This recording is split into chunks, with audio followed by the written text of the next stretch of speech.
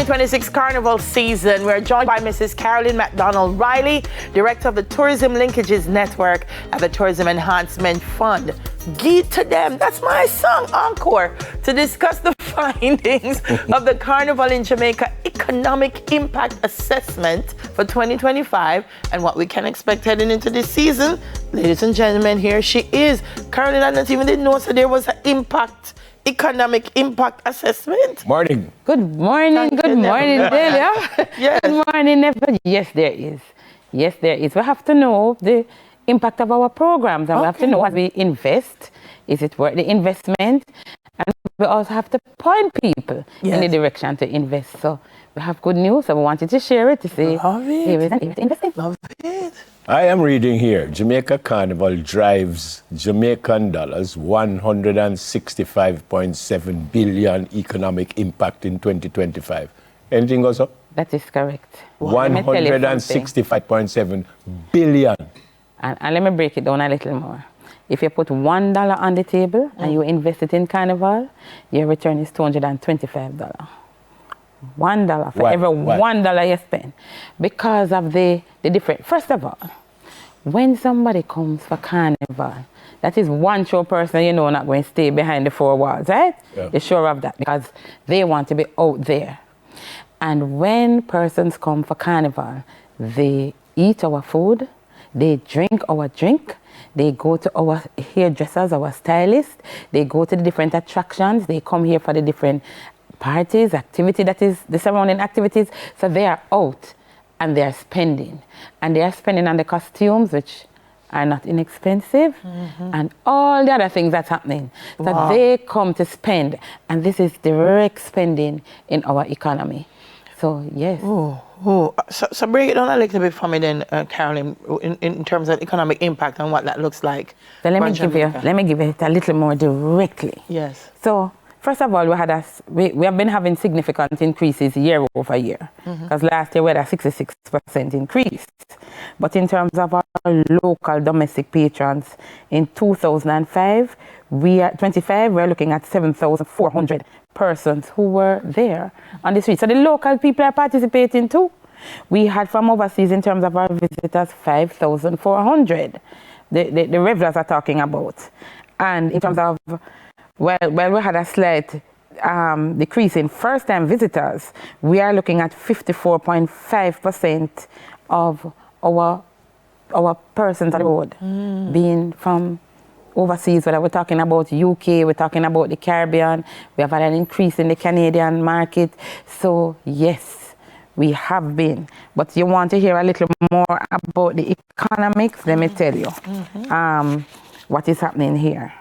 So we have, in terms of the income generated for Carnival, 33.22 billion. Wow. Over 200 full-time jobs are created. So previously when you spoke about Carnival, you spoke about a season.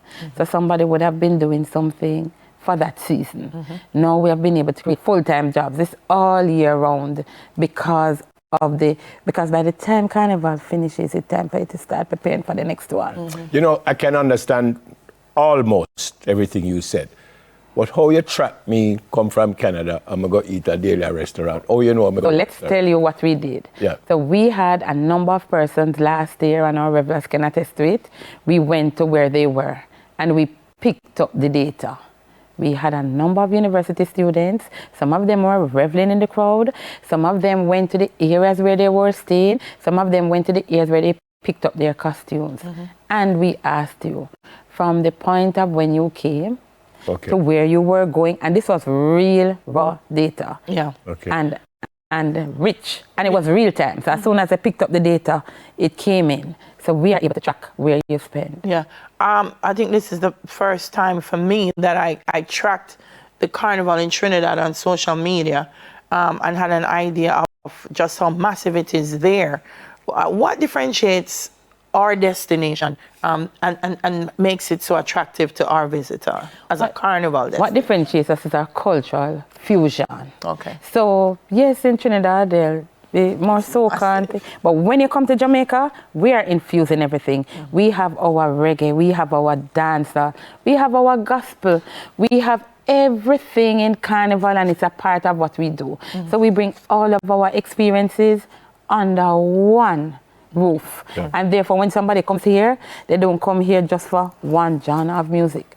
And by the way, when we're talking about reggae, we're talking about all genres, you know.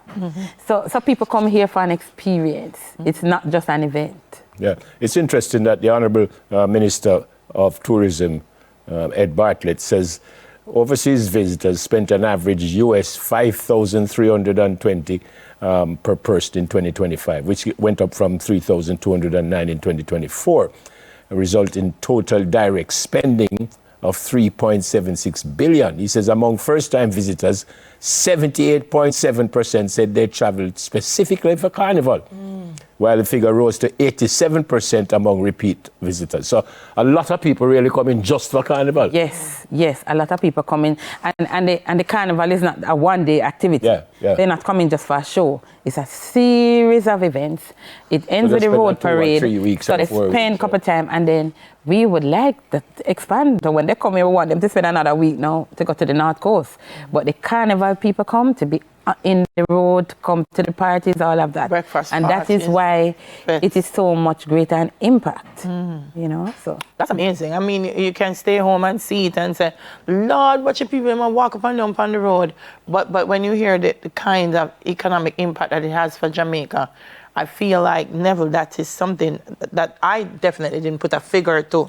How important is that, Carolyn, that you put a figure? It is important because when you have data, you can plan. So, for example, the drink you need to know where the people are coming from so that you know how to plan the entertainment. Right.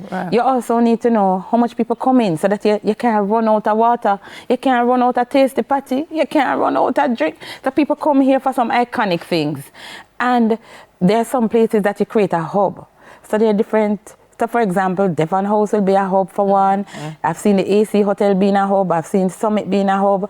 And you have to have ongoing things for people to continue to refresh themselves. We have seen Emancipation Park. So people have to plan. You have to know how much water, you have to know how much drink. The drink companies, the liquor companies, you have to prepare for this upsurge. Food. And not to mention food. And there's another sector, you know, the fashion sector. So when we're talking about makeup and putting on, we're not just talking about the costumes now. There's a whole industry that is Can I tell you? Good morning, Shireen. So, call me makeup artist. If you want to go to your hairdresser or your makeup or your nail tech and you're not a regular, that's just not the time to go. Yeah. Tomorrow is Delia's birthday. I didn't want to tell her, but since we started talking, I tell her. So I bought her one of the Carnival costumes. Oh, you did? For this year? Yeah, one of the very skimpy ones. For this year? You'd have to give me much more notice. For you to, and by Neville, the way, I would need much more notice. and Neville, before you reach, you can't just buy the costume, you have to prepare the body. That's what So I'm telling him. there are lots of. So when I tell you about the economic activity, this body are well prepared. No, give me a good 5 years. there's a lot of economic activity. Yes. And if you want to know what's going to be different this year, because can I tell you about this year? So this year we're going to have a stage actually where all the bands are going to pass. So there's an opportunity for all the bands to pass over a curated stage on Trafalgar Road, and we'll be able to capture the experience. So formerly they would have had, some of them would have had different routes. Now we have everybody traveling along a specific route, and we can capture that experience. By the way, where most of the visitors come from? Is that part of the data? There's the US. Yeah. There's the US. I can tell you. Yes, it's part of the data. I can tell you where they come from. So there's USA, there's the Caribbean, there's UK, and Canada is increasing now. Okay, beautiful. And I'm sure all over the world. So. I had the privilege to be in Brazil one year when the carnival was going on. What? Well, the football team. When never. When the reggae boys went, seriously.